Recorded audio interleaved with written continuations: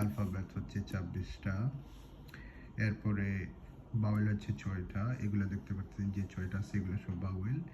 এরপর 20টা বাকি যেইগুলো আছে সবগুলো হচ্ছে কনসিকুয়েন্স, এই 20টা কনসিকুয়েন্স। এখন এইটার মধ্যে আরেকটা জিনিস আছে, এই কনসিকুয়েন্স যেগুলো অক্ষর আছে এগুলা যদি কোনো শব্দর শেষে যদি হয় তাহলে এটা উচ্চারণ হবে না, এটা কোনো কাজ না, উচ্চারিত হবে না দুটি অক্ষর ছাড়া। জাস্ট এই আ, এখ এবং এই এল ছাড়া এই বাকি সবগুলা উচ্চারণ হবে না। তো আমরা প্রথমে একটু আলফাবেট অল্প করে এই পড়ে নেই, যেমন ধরেন আ, বে, সে, দে, উ, এফ, জে, H, I, J, K, L, M, N, O, P, Q, R, S, T, U, V, W, X, X, Y, Z.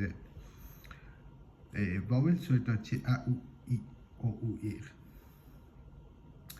বাকি সবগুলো হচ্ছে কনসোনেন্ট। তাই আজকে এতটুকুই, আপনারা এটা ভালো টিকে দেখেন। আমি জানি এগুলো ইজি একদম, এটা পারবেন আপনারা, সেজন্য আর তেমন একটা কিছু বলি নাই। ওকে, পরবর্তীতে আরও নতুন কিছু দেবো আর কি।